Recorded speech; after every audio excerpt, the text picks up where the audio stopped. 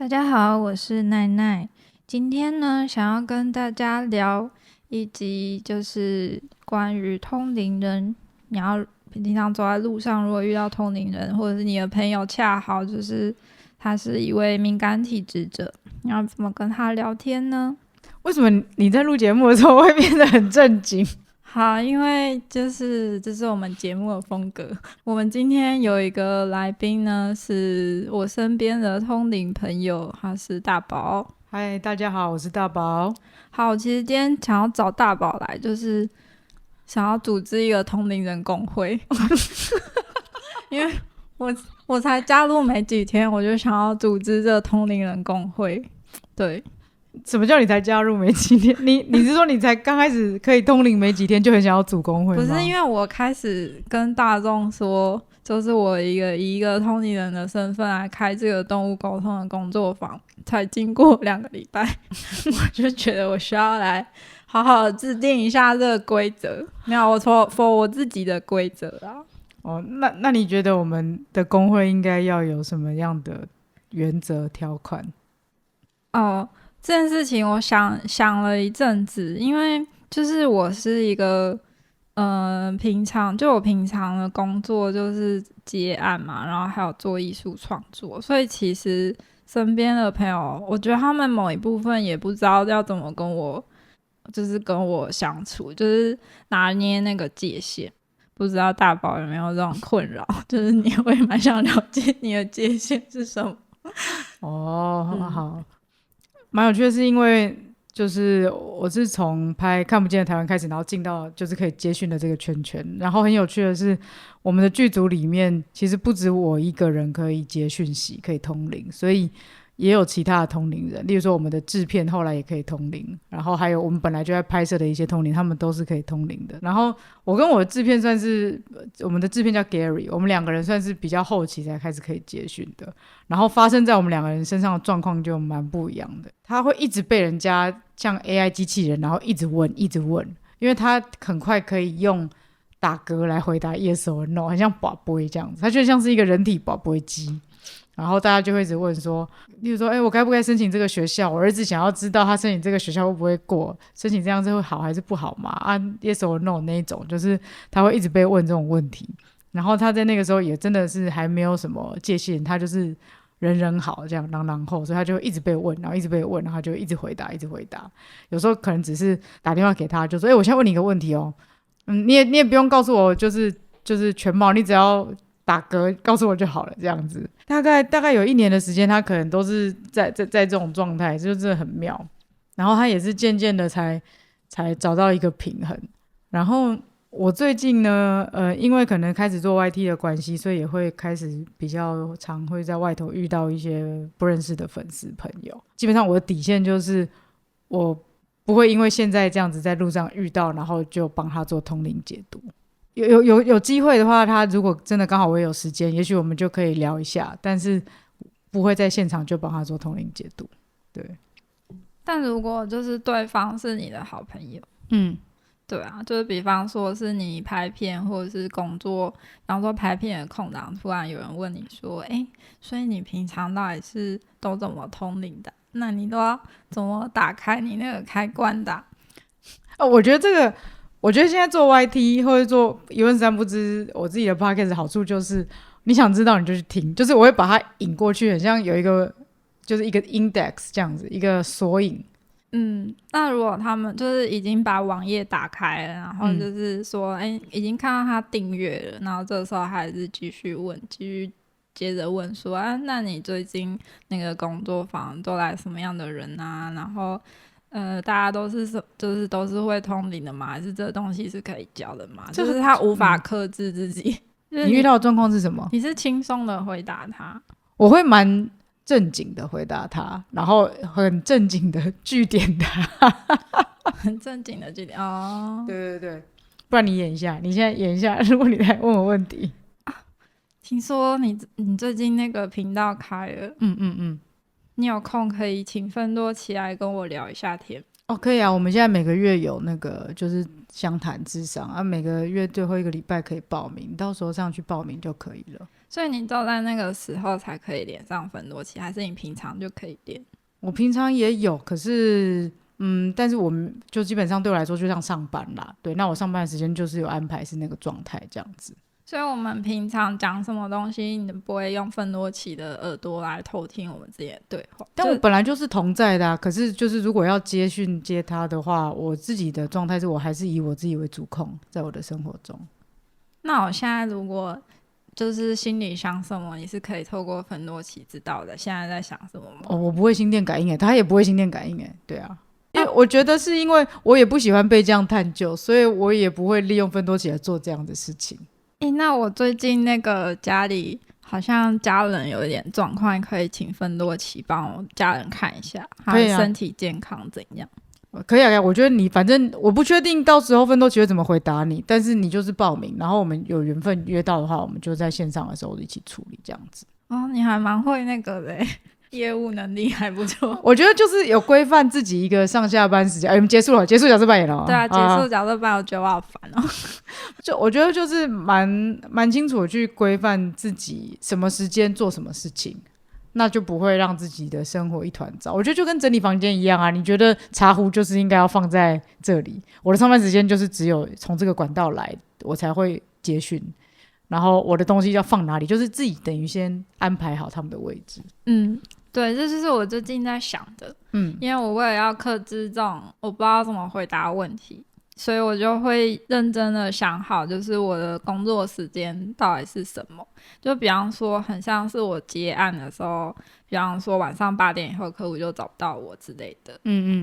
对，然后我就设定自己的工作时间，就是可能早上9点到下午3点之间是我回讯息的时间。然后如果有任何问题的话，只能透过就是比方说我的粉丝专页或是我的频道，就是留言问题，然后以后再解答这样。对，我觉得现在就是因为其实讯息很多，问题也会很多，所以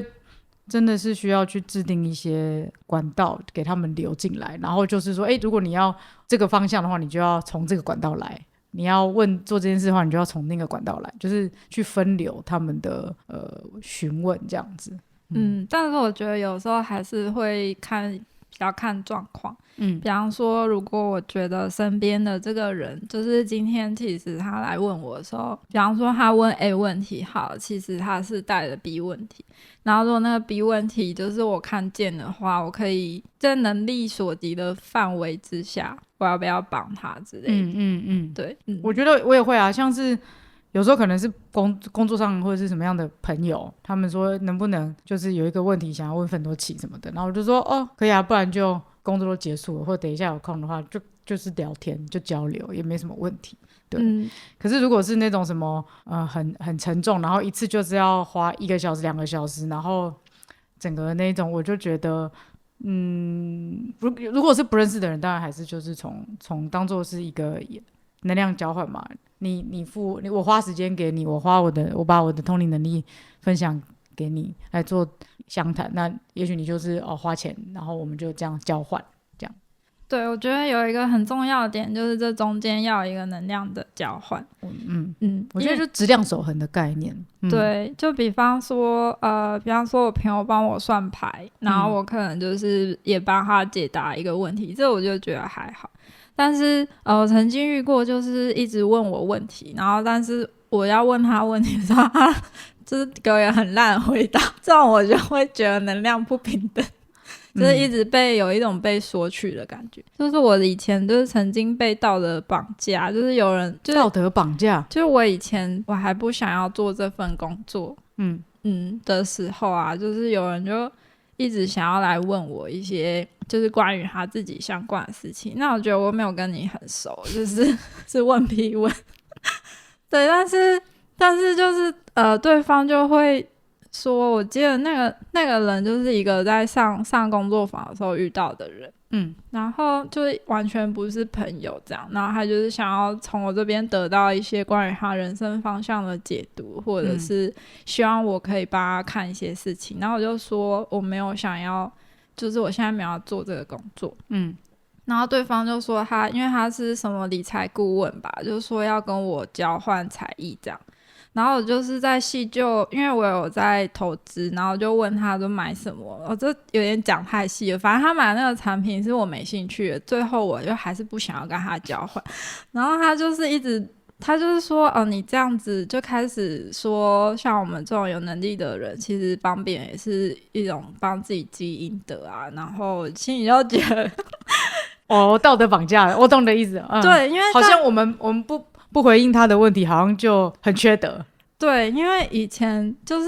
比方说，可能只有我不知道是什么师傅嘛，在统领都是可能免费乡里帮忙做功德，这种观念深植于大家心中。然后以至于现在你如果出来说，我现在就是9点到3点才回复讯息，然后我不爽我就不要接，这种的就是会被大家觉得怎么跟我想的有点不太一样。所以现在是通灵人需要面临一种职业的革新嘛，这是我今天想要聊的就是我们应该要从原本的那个劳工阶级里面解放出来，就是如果你今天是一个通灵人的话，你就可以把自己打开，就是你不要再被以前那种道德绑架。我觉得这不是通灵不通灵的问题耶，我觉得是如果本身我们就自带这个issue的话，我们做任何行业都会卡在这里啊，这不是通灵不通灵的问题耶。对啊，你看，假设我今天不是通灵人，然后我是一个设计师好了，然后搞不好我朋友就说，我朋友就说，我现在最近想要自己卖我做的水饺，你可不可以帮我设计一个 logo？ 可以啦，你简单化就好啦，你知道，就是其实我觉得不管做哪一个行业，一定都会遇到这种就是想要来像你讲，如果他可能真的就是来索讨的，然后或甚至用一些他认为的价值观来捆绑你，说你如果不帮我做的话，你就是很小气的人，你就是很缺德人，怎么样？就是我觉得你不管我们在哪个行业，如果我们被索讨，然后不知道自己的界限在哪的话，就还是会有这个事情发生。对，所以这不是通不通灵的问题耶，我觉得。但是我是从那个就是一开始做动物沟通的时候嘛，然后因为其实我平常也有在接一些广告的案子，然后我一开始就是我记得我做动物沟通没有多久以后，我就发了一篇文章，也是澄清说，因为我那时候很常遇到有一种就是可能去朋友家里，然后就会被马上叫来就是动物沟通，就是帮朋友动物沟通那或者是在路上，就是比方说我看到流浪猫啊，然后就是大家就会好奇，然后说那你现在帮我问一下它长怎么样。然后有时候因为我觉得大家不是很认真的，我也不知道大家问的这个心态是什么，或者是说我曾经被带去朋友的家里，然后就是他说他们家有很多宠物可以给我练习，就是他是养一些两栖类的，就是比较不是一般看得到的宠物这样。对，但是当这个朋友是你很好的朋友的时候，你会有点不知道怎么跟他收钱。可是你为什么你有当面跟他讲吗？有的时候是我有兴趣，我可能就会帮他。对，然后我觉得那个有一点复杂的原因是因为我刚开始出来做的时候，大家觉得是借我练习，就是大家以一个这种心态让你累积练习这样子。对，然后我觉得一方面也是因为这样我不知道怎么跟对方收钱。对，但是其实我刚开始出来练习，我就觉得我已经胜过很多线上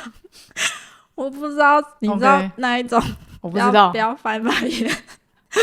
好，所以我后来就觉得我大概做个3-4次以后，我就觉得我要开始收钱，因为我发现我可以接得到的案子真的是都是比较难处理的是因为是一个新兴的职业，所以大家可能不知道，比方说动物沟通我可能好像很轻松的就可以讲出一段话，可是其实我事前跟事后的准备其实是非常耗时间，所以这个东西它不会太便宜，它是有价值的东西。那就很像说比方说我是摄影师好了，那你现在敢说我现在要来拍个照，然后你可以马上摆个棚来帮我拍，我觉得大家比较不敢提出这种要求，或者是大家知道比方说我是广告公司的文案好了，他们不太敢叫我马上随便写一句吧，那为什么敢就是叫我马上帮你做动物沟通？就那时候就发一篇贴文在讲这个东西，我觉得每个职业好像都会需要受到一些尊重之类的。对，然后我就觉得说那通灵是不是也需要受到尊重？因为我有看过一些我身边的朋友的例子是他就是把他的这个职业跟他的生活完全的混在一起。那我当下就是有警惕，因为我看过这样子的人，所以我就是警惕我自己，我绝对不能以后变成这样的人。那不是你喜欢的方式。对，我觉得身为一个人还是有凡人的功课要做。如果我每天都在帮大家通灵的话，我凡人的功课是要去哪里写？因为我毕竟又不是转世做，比方说达赖喇嘛好了，他就真的是出家人这样子。对，可是我研究过，就是达赖喇嘛他也只有在坐在那张桌子前面开始讲道的时候，他才是达赖喇嘛。他平常就是还没走上去之前，他也就是像一个阿伯一样在那边吃饼啊，然后关心大家。我就不相信他一天24小时就都在传道。对啊，那你为什么会替自己设立界限，也是为了要保有就是自己有一个那个生活的正常生活的那个秩序啊，应该说是生活的机会吗？还是什么机会？就是我还是想要体验一个凡人怎么样去体验这个人生跟世界，是把这个角色卸下来之外的样子，对不对？对啊，就是我们也只是一般人而已啊。然后我后来就是在去思考说，会不会就是其实比较没有界限的人，他们是会想要透过这件事情去证明他的自我的价值。会有的人会觉得想要透由协助别人来感到自己的价值，确实有啊。对，但是我觉得我们两个都不是那个类型啊。我们两个好像刚好不是那种类型。我们是那种，就像你刚才会说什么，没事不要来烦我。好，就是如果我都给你字典了，你都没有把字典查完的话，然后来问，就觉得其实你好像没有真的很用心或很用功吧？你是这种感觉吗？我觉得这种问题就是我后来发现，你如果当下回答他，永远回答不完，然后你也讲不清楚。就是比方说对方问说，那你通灵要怎么开启？你觉得这个可以讲多久？我就说我有拍了一个8集的纪录片，你先去看一看，我的历程是这样的，我没有办法用就是一个很短的时间告诉你。对，这个如果我要来讲的话，可能要讲个至少2-3天吧，认真要讲的话，我不可能现在坐下来跟你讲2-3天。所以我就跟你说，你要来上我的节目啊，然后在我的节目上讲完以后，就说你们去看那一集，这样就好。你不觉得其实留下记录的好处就是这样吗？对，这也是我觉得我好像应该要开始录节目的原因。很高兴你20号要来我的频道上直播。你现在来预告这件事情？没有啦，我不知道你这个会在前面还是后面放。应该会在之前啦。真的这几天就会放。好，10月20号。今天是几号？10月5号。今天录音的当天是10月6号。所以你觉得解套的方法是怎么样才可以让自己不用重复？其实我觉得我的话，我就觉得就是要留下记录。就是很像那种常见 Q&A， 那就直接把这些 Q， 就是大家会想要知道的问题，直接都有自己的回应做成一个记录，大家就可以去那个置顶贴文看的那种概念。这是一个。然后另外一个是我还是觉得凡人的功课也是蛮重要的。你的意思就是说通灵是不凡的了？通灵我觉得就是一个回娘家讨拍的过程。你是说通灵的时候是回娘家讨拍，然后不通灵的状态下是在外面闯荡这样子？就是这份工作还是就是我们生而为人还是有人要做的功课啊。OK。对啊，你如果一直让自己在那个通灵的状态里面，你就干嘛来啊？你就当新兵的。你就在那边佛像给人家拔杯就好了，干嘛就是为什么要来？所以我觉得这集也是想要给比较敏感体质的朋友，就是回去想一想，因为我觉得刚开始会有发现自己有敏感体质的人，他一定可以察觉一些身边各种人事物。就是可能是其他人没有办法察觉这样。对。然后我一开始其实我也有这个困扰。我发现身边的朋友都在很痛苦，可是他没有来跟我讲，没有办法帮他。有些人可能会觉得，可是他是我朋友啊，然后我已经察觉了，我可以怎么帮他？每个人好像多少都会遇过这种事情。我也曾经很想要帮助我身边的朋友，但是即使他没有来求助，或者是以前可能有我做过的个案，然后我发现他怎么后来又沉下去，我好想把他拉起来的这种想法，我觉得每个人都还是会有。虽然我前面讲说最好都不要来烦我，但我还是有一颗鸡婆的心。对，我本来是想要讲慈悲的心的，我变成鸡婆的心，慈悲的心。对，哦，我后来发现你可以做的事情真的是什么都不做，这样真的会比较好。接受自己的无能为力。对，可是我一开始这样讲的时候，一定很多人都没有办法接受。就我一开始接受这个观念，什么都不做的时候，我也就是半信半疑。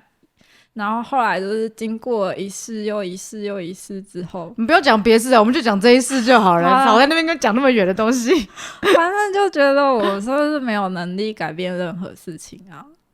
所以也不要那么的鸡婆去帮别人。而且我一直有一种想法，就是你如果帮别人，但是他没有开口，是在他没有开口的状况下，你某一部分也是在剥夺他自己成长的那个力量，对吧？你一定要让他学会，他才知道这才是他自己的东西，而不是你给他，不然这个人以后会怨你。不是，他以后可能还会持续来找你要。对，然后这个又会衍生成，我觉得身心灵界有一种很奇怪的关系，就是有没有看过有一种老师身边有一种万年学员永远跟着他？哦，门徒。对，他可能10几年，然后那个学员，我讲比较夸张啦，然后那个学员就是生活之中他看起来很软弱无力，然后他什么都需要那个老师的帮助。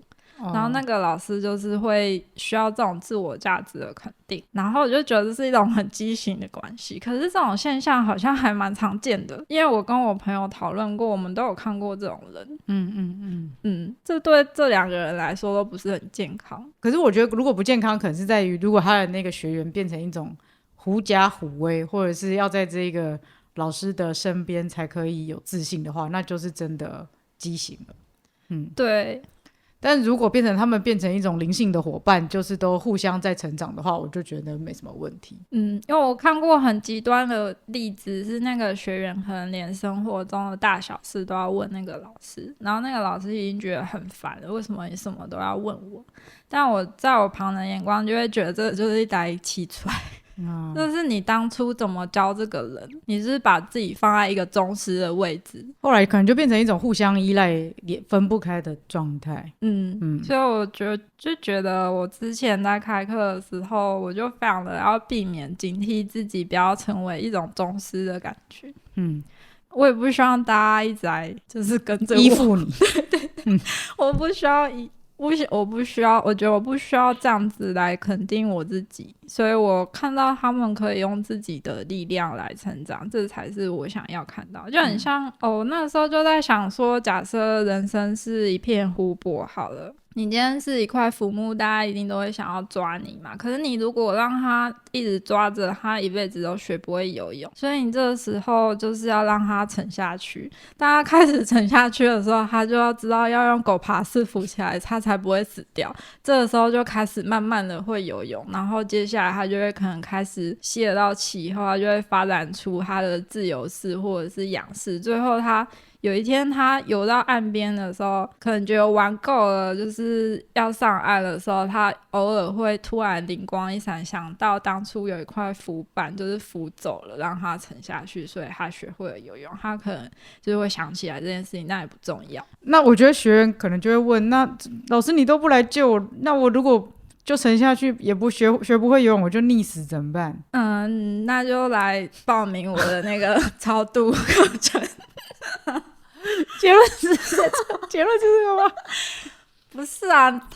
可是我们要看状况啊，因为我是觉得人不会溺死。他今天抓不到，好，假设好了，我这套来说对他没有用，他可能去找别块浮板，那这件事情就与我无关了。至少我不要当那一块一直在他下面的浮板。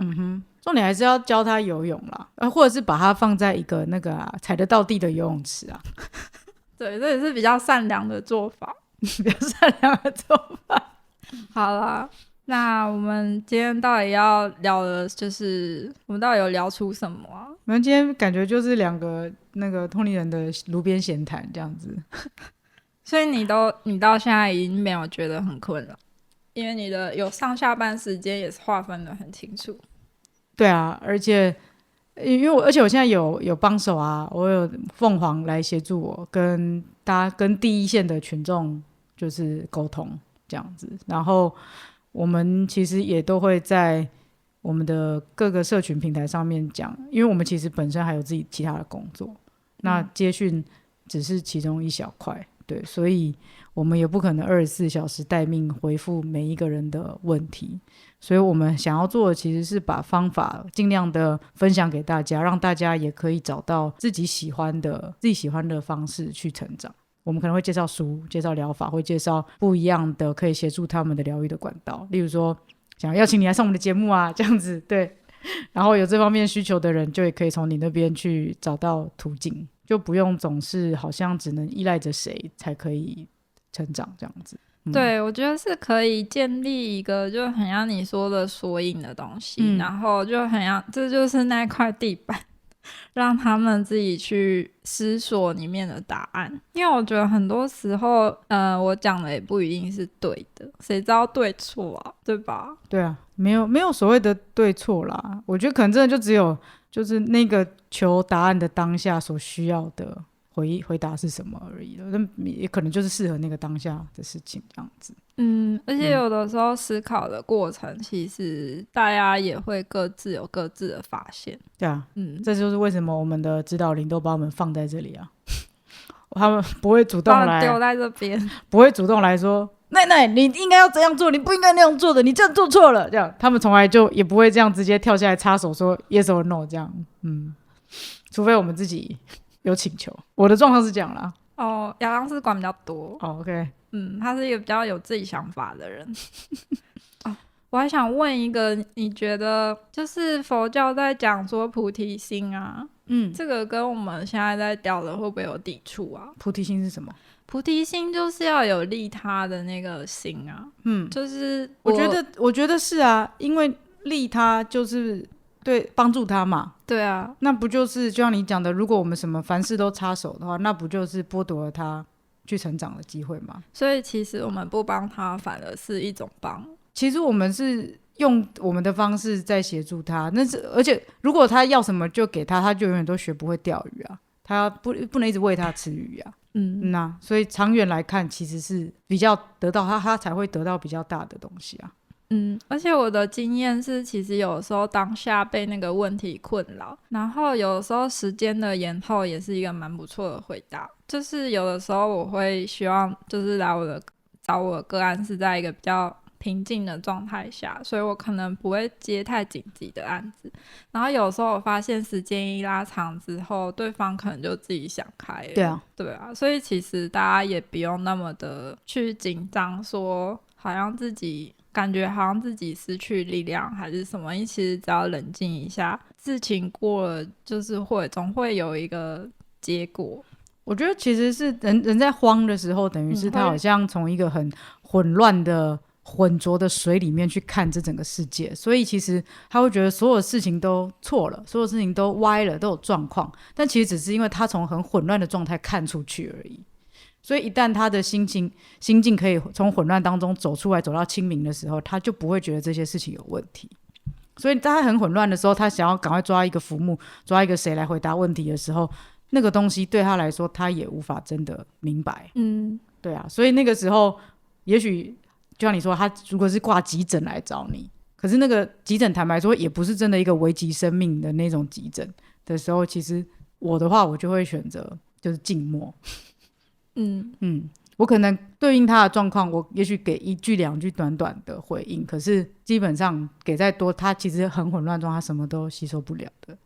而且他只是想要一个回答来去安慰他的脑袋，可是一旦这个脑袋在这个状况下 OK 好，这个混乱被压抑下去过了，接着他就会要来索讨更大的安慰，所以他会不断的来跟你要，而且一次比一次大，然后这是一个永无止境的过程。因为他已经习惯了不知道怎么钓鱼，他永远都只是等着鱼自己考好，而且他会不断的习惯知道，就例如他如果假设他是习惯性焦虑的人好了，那个焦虑只会一次一次被喂养的更大，然后要更大的讨拍，更大的安慰。对，所以重点都还是在怎么样去跟那个焦虑抽离开来。就是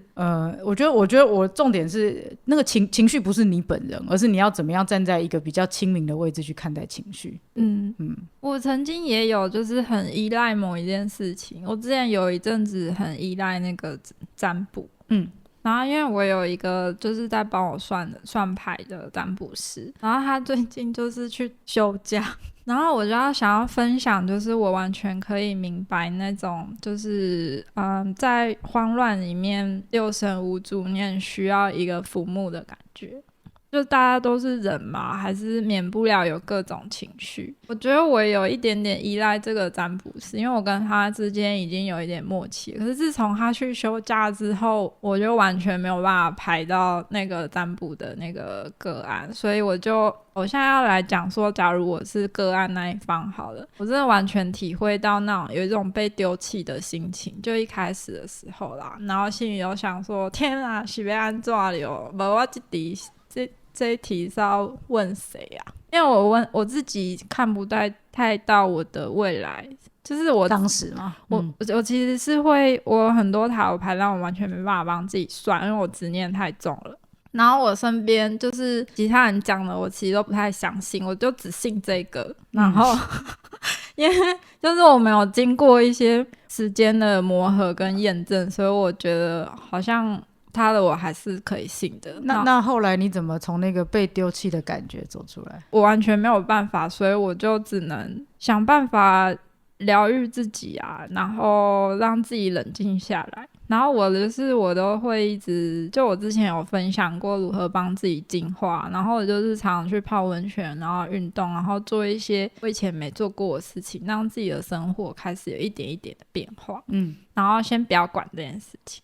因为我觉得是这样啊，就是这件事情我实在是没有办法处理，所以我就把它放到一边，然后我就相信就是老天爷会帮我处理掉。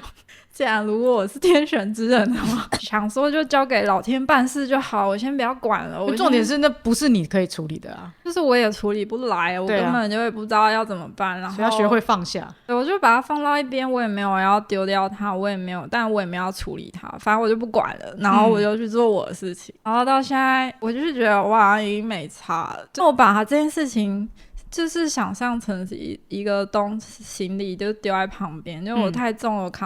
扛不了，所以我现在只能自己轻松的走嘛。然后之后我就开始就发现这样的生活好像比较好，就是好像比较轻松所以我干嘛那么执着那个问题的答案到底是什么，或者那个问题的发展到底是什么，我就是交给老天爷他办事我放心的这种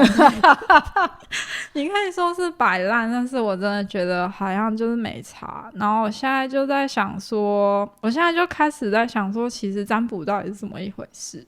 然后我最近就是也开始在精进我自己的占卜的能力，就是我开始认真想说为什么他那个时候帮我算他可以那么准，到底是为什么。然后我就开始去研究我这中间需要的协助到底是什么。对，然后我觉得这中间是非常感谢他休假，然后让我获得惊人的成长。真的对，所以你现在有一些心得就对了，对于占卜。我现在就是在练习怎么把占卜跟魔法做结合，就是还有占卜跟时间的关联。因为我之前都是在学那个，我之前是学另外的系统韦特嘛，然后我现在在学那个托特，对啊，然后就是从中在想要发明一个我自己的占卜方法。对吧？之后想要再来录一集跟大家分享我的占卜方法。OK， 好，那就期待你日后的分享。就是有了这个经历以后，我就发现其实大家不要那么，就是你一定要知道什么的那个，有时候时间到了就自然会解决，然后缘分到了就会有人出来帮你。然后如果要来找我的话，就是记得先填表单或是来上我的动物沟通课程这样子。我动物沟通课程就是会教大家如何自己游泳。